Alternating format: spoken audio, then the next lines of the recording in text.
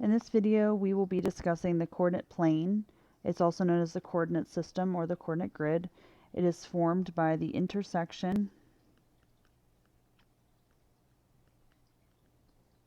of number lines at a point that meet at their 0 points. So what that means is we're taking two number lines, both a vertical and a horizontal, and they're meeting in the middle at 0. So that vertical number line has all the positives up at the top and all the negatives at the bottom. And that horizontal number line has your positives to the right, like a regular number line, and your negatives to the left. So let's name those number lines. The x-axis is the horizontal number line on the coordinate plane, so that's the one that goes side to side. And the y-axis is the vertical number line on the coordinate plane, and that's the one that goes up and down. The x-coordinate is the first number in the ordered pair that corresponds to a number on the x-axis. So when we have an ordered pair, the first number that you'll see is on the x-axis. And then the y-coordinate is the second number on the ordered pair that corresponds to a number on the y-axis. And that's the second number. So when we talk about an ordered pair is a pair of numbers x, y that is used to locate a point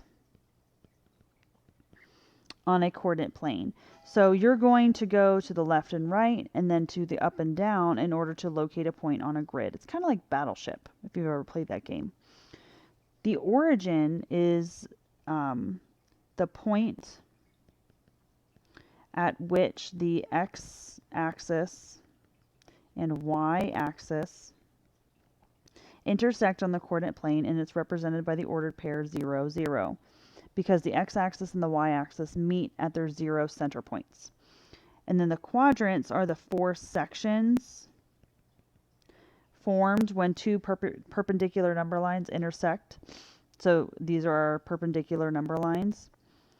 And they're always labeled with Roman numerals. So quadrant 1, 2, 3, and 4. And you need to use Roman numerals because our numbers are actually going to be used by our points. So let's talk about how we do our points. And we're not going to pay attention to this here. So how to plot a point. An ordered pair x and y of numbers gives the coordinates that locate a point relative to each axis. Graph the points Q, R, and S on the coordinate plane. So to graph any point x and y, start at the origin. So you're always going to start at that middle point.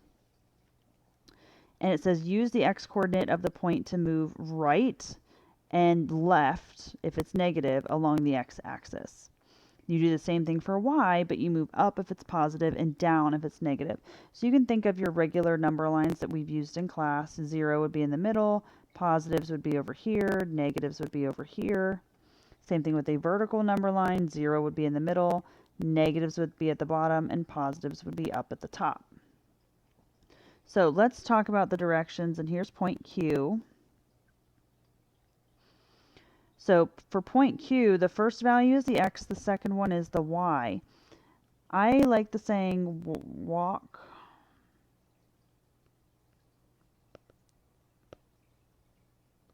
Okay, it doesn't want to erase. Walk and fly x and y. So it reminds you to walk side to side and then fly up and down. So a positive 2 would go the positive direction on a regular number line. A negative y would go down. So you can see here they went 2 to the right and then 3 down to get to point Q. R was at -1, +1.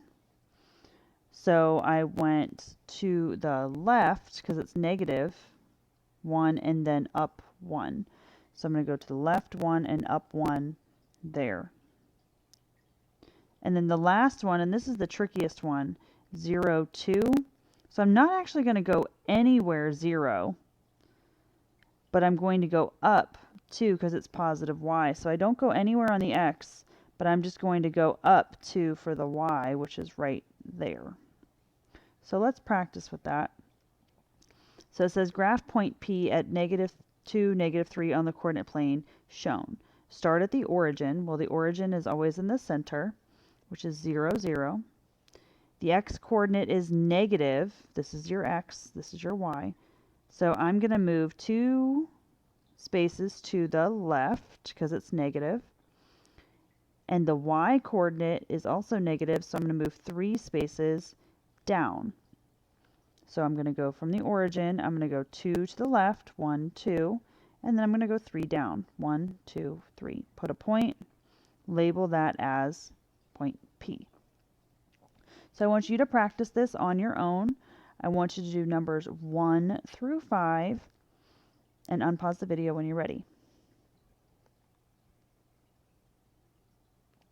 So here are your points. Remember, you always want to go left and right first. So 2, you were to go right, and then the 3, you went down.